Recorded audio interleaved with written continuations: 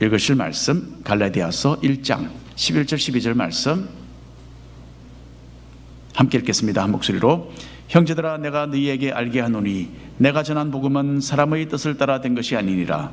이는 내가 사람에게서 받은 것도 아니요 배운 것도 아니요 오직 예수 그리스도의 계시로 말미암은 것이라. 아멘. 지난주에는 저는 조금 특별한 경험을 했습니다. 집에 손님이 와서 온 가족과 함께 어느 작은 로컬 식당에서 간단한 아침 식사를 하고 있었어요.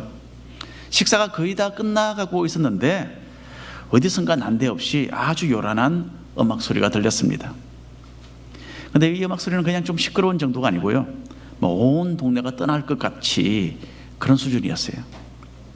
그리고 이것은 스피커를 통해서 들려오는 음악이 아니라 실제로 들리는 생음악이었어요. 그 음악 소리는 우리가 평소에 듣고 또 익숙한 그런 일반적인 악기 소리가 아니었어요.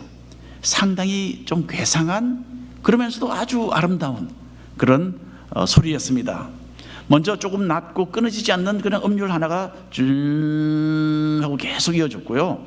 그리고는 높고 귀가 정말 찢어질 정도로 강력한 소리로 어떤 멜로디가 또 연주가 되는 겁니다. 그 위에 그 음악 소리는 점점 더 크고 또 점점 더 가깝게 들렸습니다. 이제 거의 길을 막아야 되겠구나, 그런 생각을 하게 되었어요. 근데 그곳에 앉아있던 식당에 앉아있던 사람들도 다 모두가 다 이게 웬일인가 하고 식당 입구를 방향을 향해서 주시하고 있었어요. 그곳에서 소리가 막 들려왔기 때문에. 바로 그때 이상한 옷차림을 한 어느 백인 남자가 탁 등장을 했습니다.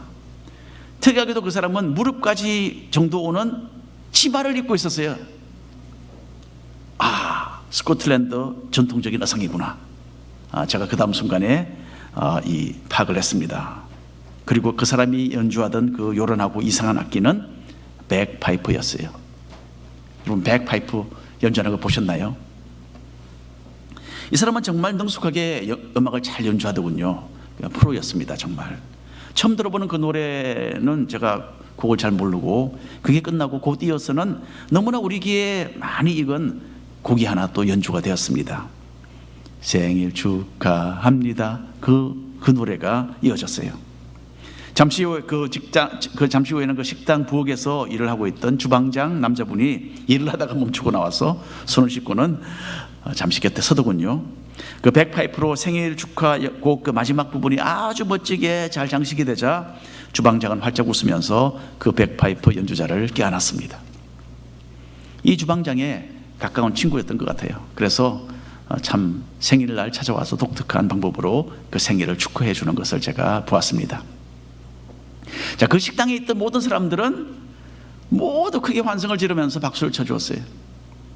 그 주방장 덕분에 정말 특별한 음악 연주를 우리가 들을 수 있었기 때문입니다. 저는 사실은 속으로 그 사람이 한 곡도 연주했으면 좋겠다, 그런 마음이 있었어요. 그런데 너무나 견디기 힘들 정도로 음악 소리가 요란할 것 같아서 이제 이 정도도 괜찮다, 그렇게 제가 생각을 바꾸어서 가졌습니다. 여러분, 백파이프는 좀 피리와 비슷하게 생긴 악기를 양이나 염소 가죽으로 만든 큼직한 자루에 연결시켜둔 그런 악기입니다. 가죽 부대는 팔 기드랑이 사이에 딱 끼워서요, 거기다가 또 다른 또 관이 하나 있어요. 그걸로 입으로 불어넣습니다. 그리고 팔 기드랑이로 가죽 부대를 압축시키면서 거기서 나오는 바람으로 그 피리 같은 악기를 연주하는 게 바로 이 백파이프입니다. 한 가지 특징이 있어요. 보통 우리가 피리를 연주하면 연주를 하다가 중간중간에 사람이니까 숨을 쉬어야 되잖아요. 그러면 연주 소리가 끊어져요. 그런데 이 백파이프는 가죽 부대 안에 공기가 가득 채워져 있기 때문에 음을 끊어뜨리지 않고 계속 연주할 수 있다는 점에서 이 특징이 있습니다. 지금부터 500년 전에 스코틀랜드 사람들은 전쟁터에서 나팔을 그전에는 사용했었는데 그 다음부터는 백파이프로 공격 신호를 내리기 시작했다고 합니다. 그래서 백파이프는 전투적인 악기라는 인식이 있어서 때로는 군대 행진에도 사용이 되기도 해요. 무엇보다도 백파이프는 참 요란한 악기입니다. 비행기가 이륙할 때에 나는 소리 정도의 큰 소리를 낸다고 해요. 백파이프에 가까이 가서 들어보면 그렇겠죠. 비행기가 이륙할 때 그 소리가 그 정도 소리가 들린답니다. 그러니까 여러분, 500년 전에 전쟁터에서 백파이프로 음악이 연주되면서 공격 그랬을 때에 그 신호가 얼마나 확실할지 한번 상상을 해보시기를 바랍니다. 사도 바울은 갈라디아 지방에 있는 교회들에게 이런 식으로 정말 조금의 의심의 여지가 없이 분명하고 확실하고 강력한 그런 메시지를 하나 전달을 해야만 했습니다. 그 교회는 시작된 지 불과 1, 2년 정도밖에 되지 않았는데 이 교회들 내부에 정말 위험한 이단이 침투해 왔기 때문입니다. 이 이단 세력을 싸워서 물리치지 못한다면 성도들의 신앙은 오염되고 예수님의 그 순수한 복음과는 전혀 상관이 없는 그런 상태로 떨어질 수밖에 없었기 때문입니다. 사도 바울은 심혈을 기울여서 갈라디아 성도들에게 지금 이 편지를 써내려가고 있습니다. 그리스도의 사도로서 성도들을 올바로 이끌기 위해 최선을 다하고 있는 이 사도 바울의 강력한 음성이 지금도 우리 귀에 실제로 들리는 듯 합니다. 오늘도 사도 바울이 기록한 이 말씀 속에서 하나님의 그 크나크신 역사를 우리가 함께 목격하는 그런 시간이 되기를 바랍니다. 먼저 오늘 말씀 속에는 사도 바울의 복음의 내용이 담겨져 있습니다. 갈라디아 지방의 성도들은요, 사도 바울의 사역을 통해서 모두 예수님을 믿게 되었어요. 이 사람들은 대부분 유대인이 아니라 이방인들이었어요. 유대인은 이스라엘 사람을 말하는 것이고 이방인은 이스라엘 사람이 아닌 모든 다른 세계의 이 민족들은 다 이방인들이에요. 여러분도 저도 다 이방인들이에요. 예. 그 지역에 살던 유대인들은 사도 바울의 전도를 받지 않고 대부분 비방하고 배척했습니다. 그런데 유대인들은 수많은 이방인들이 예수님을 믿고 바울에게 가르침을 받고 있는 것을 보고서 시기심이 난 거예요. 그래서 사도 바울을 핍박하고 죽여서 없애버리려고 하는 그런 악한 마음까지 품게 됩니다. 이 유대인들 때문에 바울은 돌에 맞아서 정말 죽을 고비를 겨우 넘기기까지 했습니다. 그런데도 바울은 움츠러들지 않고 용감하게 말씀을 전했고 그 결과로 루스드라, 이고니온 이런 도시에 예수님을 따르며 예배하는 교회들이 시작되게 되었습니다.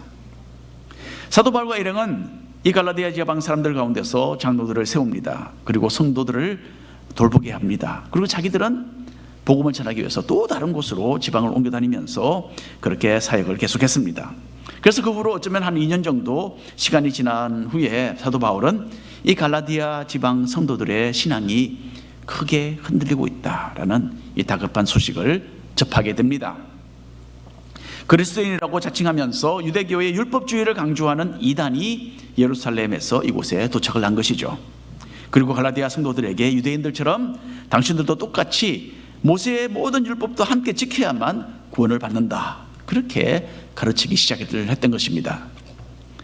이것은 사도 바울이 소개했던 복음과는 하늘과 땅의 차이가 있었어요. 바울은 이방인들이 유대인의 문화나 법을 전혀 다를 필요가 없이 오로지 예수님의 십자가와 부활을 믿으면 구원을 받고 영원한 생명을 얻게 된다라고 가르쳤어요. 순수한 복음이죠. 바로 우리가 믿고 있는 그 순수한 복음입니다. 지금 여러분들 한 분도 뭐 유대인처럼 옷차림을 한 사람도 없고, 유대인들처럼 그런 어떤 법을 지키는 사람도 없어요. 왜냐하면 우리가 사도 바울의 순수한 복음을 받아들였기 때문에 그렇습니다.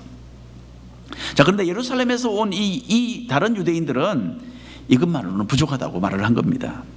이 사람들은 갈라디아 사람들이 예수님도 믿고 또 모든 면의 유대인들처럼 살면서 행동을 해야만 구원을 받을 수 있다라고 하면서 성도들에게 압력을 가했던 것입니다. 이 율법주의 이단은 자기들의 주장을 펼치기 위해서 이곳에 먼저 와서 복음을 전했던 사도 바울에 대하여 의구심을 갖도록 했습니다.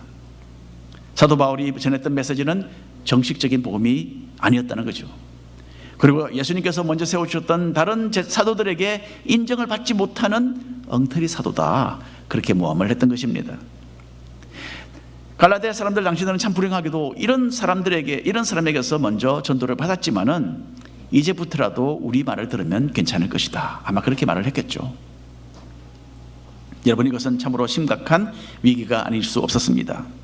바울은 복음의 순수성을 보호하고 유지하기 위해서 분명하고도 강력한 메시지를 전달을 해야만 했던 것입니다. 무엇보다도 자기가 전하는 복음의 출처가 어디인지를 밝히고 자기가 빼앗긴 신뢰성을, 사도로서의 그 신뢰성을 신속하게 되찾아야만 했던 것입니다. 왜냐하면 진짜 사도가 아니라니까 그 진짜 사도가 아닌 그 말을 누가 받아들이겠느냐 말이죠. 자, 갈라디아서 오늘 읽으신 1장 11절 12절 말씀을 한 목소리로 다시 한번 읽어보겠습니다. 형제들아, 내가 너희에게 알게 하노니 내가 전한 복음은 사람의 뜻을 따라 된 것이 아니니라. 이는 내가 사람에게서 받은 것도 아니요 배운 것도 아니요 오직 예수 그리스도의 계시로 말미암은 것이라. 사도 바울은 자기가 전한 복음은 인간의 생각으로 지어낸 이야기가 아니라고 말합니다. 그 복음의 메시지는 자기가 어느 누구에게서 가서 듣거나 배우거나 익힌 것이 아니라는 거죠. 바울은 자기가 전한 복음은 다른 사람, 자기 자신의 어떤 지식이나 어떤 기발한 아이디어에 의한 것도 아니고 또 다른 어떤 사람의 교훈에 비롯된 것도 아니라는 점을 여기서 분명하게 밝히고 있습니다. 이것은 바울이 갈라디아 사람들에게서 전했던 복음은 정식이 아니라고 했던 유대 율법주의자들의 주장을 반박하는 내용이었습니다. 바울은 자기가 전한 복음은 예수 그리스도께서 직접 보여주신 진리라고 말하고 있습니다.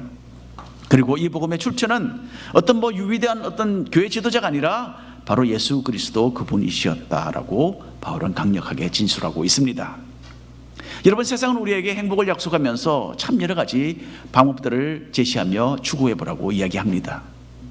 술과 마약과 타락된 삶이 행복의 열쇠인 것으로 착각하고 빠져들어가는 사람들도 있습니다. 또 돈과 물질적인 풍족함을 누리면 만족할 것이라고 생각하고 그 방향으로 질주하는 사람들도 있어요.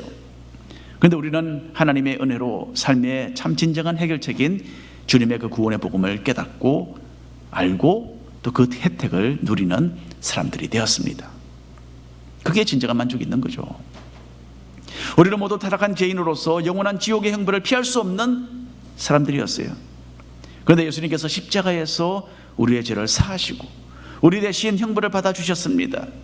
예수님께서 우리의 영혼의 문제를 해결해 주신 구원자이신 것을 믿는 사람에게는 하나님의 자녀로 거듭나서 영원한 천국을 상속받는 이 복을 내려주신 것입니다. 이 복음의 핵심되는 내용을 깊이 묵상하면서 나의 것으로 삼고 또 그 진리를 주변 사람들에게 우리는 전해야 합니다. 이 가운데 거하면서도 그 어둠을 깨닫지 못하는 불쌍한 사람들에게 전도의 손길을 펼칠 때에 우리는 주님을 소개하는 작은 사도 바울들이 될 수가 있습니다. 하나님의 구원의 은혜에 감사하며 기쁜 마음으로 주님을 따라가는 그런 제자들로 살아가시기를 바랍니다. 두 번째로 오늘 말씀 가운데는 바울의 간증 이야기가 있습니다. 사도 바울은 예수님께서 이 땅에 계시면서 사역하실 때에 주님의 제자가 아니었어요. 그때는 바리새인이었습니다. 하지만 바울은 부활하시고 성천하신 주님을 나중에 직접 만났습니다. 예수님이 바울에게 나타나셨죠.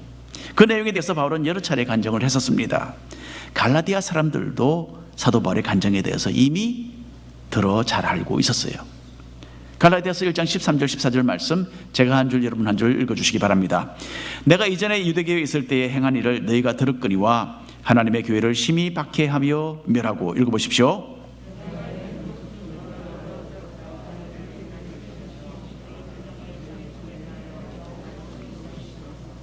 이 내용은 바울이 다메섹으로 가던 길에 예수님을 만났던 것에 대한 그 배경 설명입니다.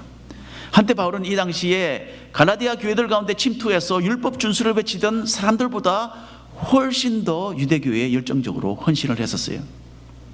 바울은 이 율법주의자들이 강조하고 있는 이 구약의 율법을 자기의 온 삶을 다하여서 떠받들었던 엄격한 바리새인이었습니다. 그러니까 여기에 대해서는 그 사람들이 아니라 자기가 전문가라는 이야기죠. 그런데 이런 자신을 예수님께서 선택하셔서 복음의 진리를 전하는 책임을 맡기셨다. 그렇게 바울은 말하고 있습니다. 갈라디아서 1장 15절 16절 이것도 한 줄씩 나눠서 읽겠습니다. 그러나 내 어머니의 태로부터 나를 책정하시고 그의 은혜로 나를 부르시니가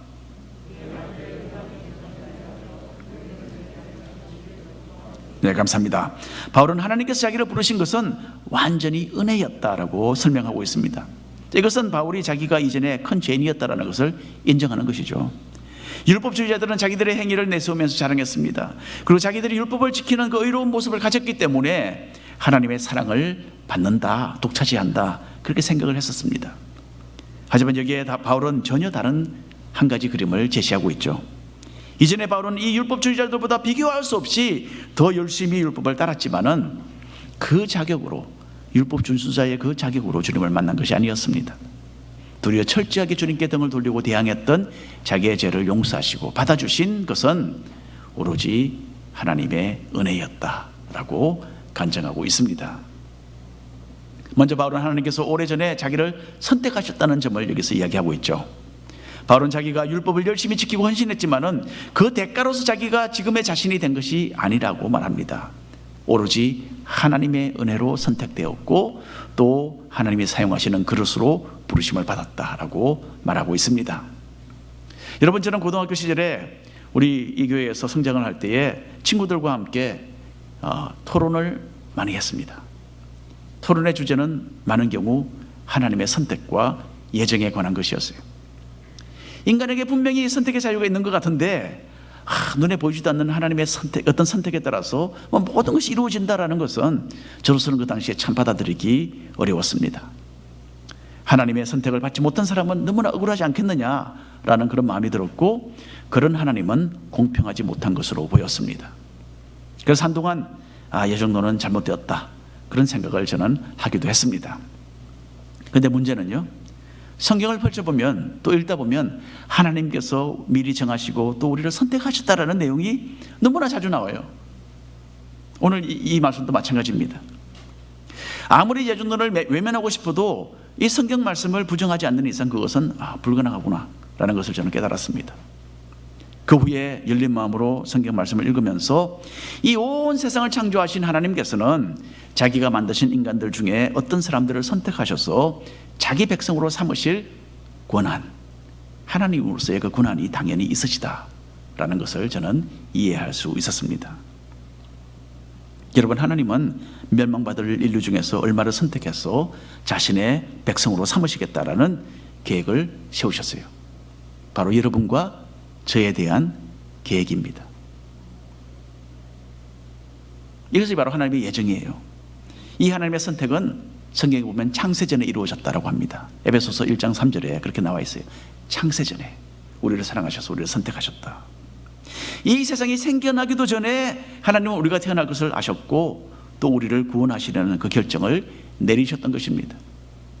이것은 우리가 참 우리의 생각을 초월하는 하나님의 무한하신 비밀과 또 은혜가 아닐 수가 없습니다.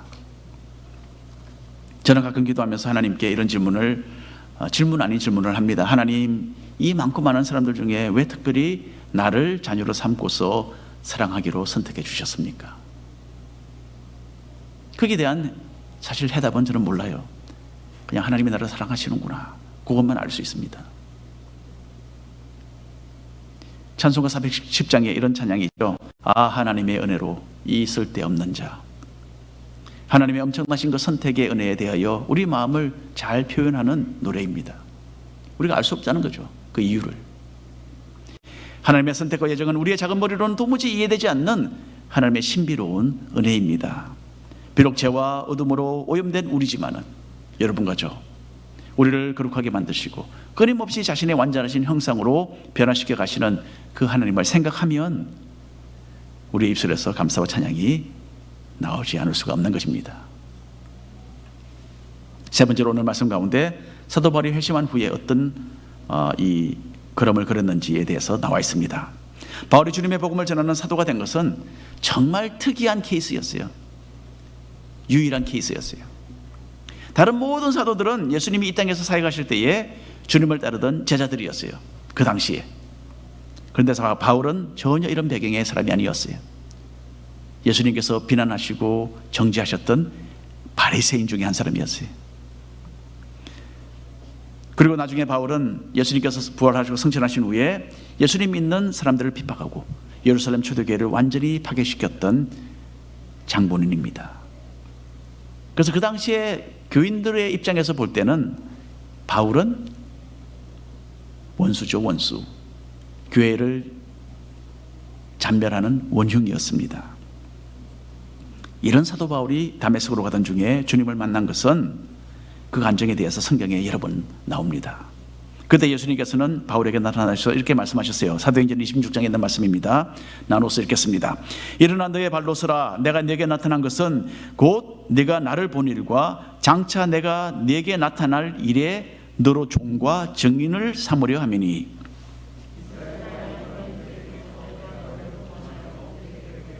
그 눈을 뜨게 하여 어둠에서 빛으로 사탄의 권세에서 하나님께로 돌아오게 하고.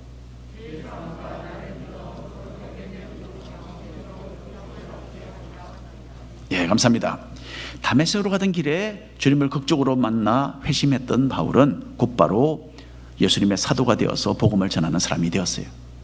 여기서 사도라는 말은 어떤 임무를 수행하도록 파견된 사람을 가리킵니다. 한국 대사관에서, 미국에서 대사관에서 일하는 대사를 이 사도라고, 세상적으로 말하면 사도라고 이야기할 수 있습니다. 한국이 파송한 사도죠. 여기서는 이제 영적인 일을 이야기하는 거죠. 바울에게 복음을 전하는 이 영적인 사도의 직분을 준 것은 어느 인간이 아니라 예수님이셨던 것입니다. 바울은 주님께서 자기를 직접 만나서 사도로 삼으셨기 때문에 어떤 인간 지도자를 찾아가서 교육을 받을 필요가 없었어요. 복음의 사도로서 알아야 할 모든 내용을 예수님께서 다 보여주시고 직접 가르쳐 주셨기 때문입니다. 그래서 다른 사도들은 3년 동안 예수님을 따라다니면서 배우면서 주님으로부터 가르침을 받았지만은 사도 바울은 홀로 주님께 1대1로 그렇게 제자 양육을 받은 겁니다. 갈라디아서 1장 16절에 있는 말씀입니다. 그의 아들을 이방에 전하기 위하여 그를 내 속에 나타내기를 기뻐하셨을 때에 내가 곧 혈육과 의논하지 아니하고 또 나보다 먼저 사도된 자들을 만나고 예루살렘으로 가지 아니하고 아라비아로 갔다가 다시 다메섹으로 돌아갔노라. 그 당시 예루살렘은요, 예수님을 믿는 기독교인들에게는 정말 신앙의 중심지였어요.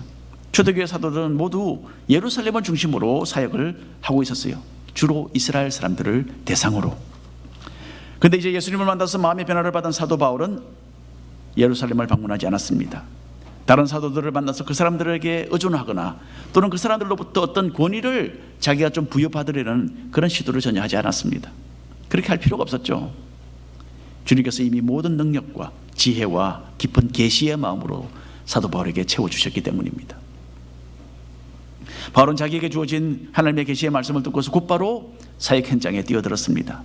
아라비아 일대를 다니면서 복음을 전했고 다메섹에서도 유대인과 또 이방인에게 열정적으로 주님의 십자가와 부활을 외쳤습니다. 18절 19절에 있는 말씀 한 목소리를 읽겠습니다. 그 후 3년 반 만에 내가 게바를 방문하려고 예루살렘에 올라와서 그와 함께 15일을 머무는 동안 주의 형제 야고보 외에 다른 사도들을 보지 못하였노라. 바울은 예수님을 만나 회심한 후에 3년이 지나서야 처음으로 예루살렘으로 발걸음을 옮겨서 방문을 했습니다.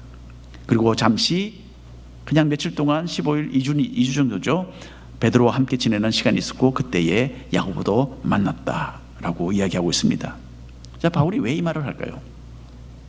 이 말의 뜻은 바울은 베드로와 야고보를 만나기 전부터 이미 주님으로부터 사도로 세움을 받았다라는 것을 이야기하고자 하는 겁니다. 자신은 사도로서 이 기독교 지도자들과 동등한 위치에 있었고 복음 사역도 활발하게 하고 있었다라는 이야기죠. 이렇게 해서 바울은 갈라디아 사람들 앞에서 자기를 비하하면서 복음의 메시지를 폄하하려 했던 유대 율법주의자들의 주장을 무력화했던 것입니다. 갈라디아서 1장 마지막 21절부터 24절까지 말씀 한 줄씩 나눠서 읽겠습니다. 그 후에 내가 수리아와 길리기아 지방에 이르렀으나 다만 우리를 박해하던 자가 전에 멸하려던 그 믿음을 지금 전한다 함을 듣고. 그래서 바울은 10년이 조금 넘도록 유대에서 약 한 400마일 정도 떨어진 수리아와 길리기아 지역에서 사역을 했어요. 그동안에 바울은 이스라엘 땅에 있는 교회들과 전혀 접촉을 하지 않았습니다. 그래서 유대 땅에 있던 그리스도인들은 사도 바울을 만나지 못했고 사도 바울의 얼굴도 알지 못했어요.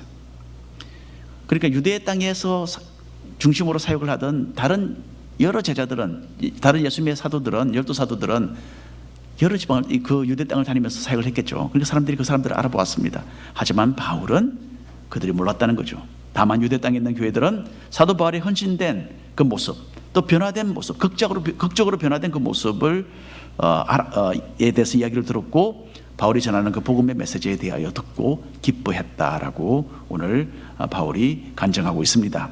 여러분, 바울이 이 말을 하는 것에도 이유가 있어요. 이 기간 동안 바울은 유대의 교회 지도자들이나 교회 성도들과 밀접한 관계가 아니었어요. 그래서 자기가 전하는 복음은 사람들로 인해서 변형된 것이 아니라 자기가 처음에 주님으로부터 받았던 그 순수한 복음 그대로라는 점을 여기서 말하고자 하는 것입니다. 그리고 그렇게 교회를 탄압하던 자기가 이렇게 변화되어서 새 사람이 된 것은 주님을 직접 대면하는 그런 기적이 아니고서는 불가능했을 일이라고 간증을 하는 것이었어요. 그렇지 않습니까? 사도 바울과 같이 정말 지독하게 교회를 비판했던 바리새인이 어떻게 한순간에 변화를 받고 주님을 전하는 사도가 되었겠습니까? 예수님을 직접 만난 그 사건 때문에 그렇게 된 거죠. 그래서 바울은 여기서 자기가 주님을 직접 만나서 주님으로부터 사도직을 부여받은 사도다라는 것을 여기서 확실하게 하고 있는 겁니다. 자기가 사도라는 것이 확실하게 이해되어야지 자기가 전하는 복음의 진리가 그들 가운데 받아들여질 것이기 때문입니다. 오늘 결론의 말씀을 드립니다. 바울은 갈라디아 교회를 이단으로부터 보호하고 성도들의 신앙을 올바로 세워주어야만 했습니다. 영원한 구원의 진리를 수호하려면 율법주의자들을 대항해서 분명한 메시지를 강력하게 전달을 해야만 했던 것입니다. 바울은 자기가 예수 그리스도께서 세우신 사도이며 또 자기가 전한 말씀은 주님으로부터 직접 받은 순수한 복음인 것을 여기서 정확하게 제시했습니다. 그리고 바울은 자기의 그 완전히 변화된 삶으로서 모태로부터 선택하신 하나님의 은혜를 증명하며 주께 영광 돌리며 살아갈 수 있었던 것입니다. 얼마 전에요, 오하이오에 사는 제 딸 리디아로부터 생일 카드를 받았어요. 제가 이제는 나이가 많이 들었다면서 리디아는 장난으로 아주 늙은 할아버지가 오래된 구식 차를 운전하는 그런 사진이 들어있는 카드를 제게 보내주었어요. 근데 리디아는 그 카드가 얼마나 참 신기한 카드였는지 몰랐어요. 저는 엉뚱하게도 제 관심은요, 그 사진 속에 있는 그 차였어요. 참 공교롭게도 그 차는요, 제가 어렸을 때에 잠시 몰고 다니던 중고차와 똑같은 모델이었어요. 저보다는 2년 더 젊은 1966년 쉐비 노바였어요. 여러분, 쉐비 노바에 대해서 아시나요? 쉐비 노바 자동차에 얽힌 아주 재미있는 이야기가 하나 있습니다. 미국에서 노바 차가 잘 팔렸기 때문에 쉐브롤레 회사는 세계 여러 나라에 이 차를 수출하기 시작했어요. 근데 유독 스페인어를 사용하는 나라들에서는 이 차가 잘 팔리지 않는 거예요. 이유는 간단했습니다. 미국 말로 노바라는 말이 그 의미가 있잖아요. 어떤 뜻이 있는데 스페인어로 노바라는 말은 전혀 다른 의미가 있었다는 거예요. 가지 않는다, 노고라는 뜻이래요. 여러분, 차 이름 자체가 가지 않는다, 노고니까 이 스페니쉬를 하는 사람들은 이미 이 쉐비 노바의 자동차에 대해서 부정적인 이미지를 잔뜩 가지고 있었던 거예요. 그러니까 차가 팔릴 리가 있겠습니까? 이 차 좋습니다 하고 선전을 많이 해야지 차가 팔릴랑 말랑한데, 여러분, 이와는 반대로 우리는 우리 주 예수 그리스도의 그 아름다운 이름에 어울리는 좋은 이미지가 우리 삶에서 넘치도록 풍겨나게 되어야 합니다. 주 예수 구해주시려고 우리를 미리 선택하시고 우리에게 복음의 진리를 맡기시면서 그리스도의 작은 사도로 살라고 주님은 말씀하셨어요. 이런 주님을 참 뜨거운 감사와 찬양으로 예배하고 온 마음과 또 뜻으로서 헌신하며 따르는 그런 제자들도 이 한 주간 살아가시기를 축원합니다. 기도하겠습니다.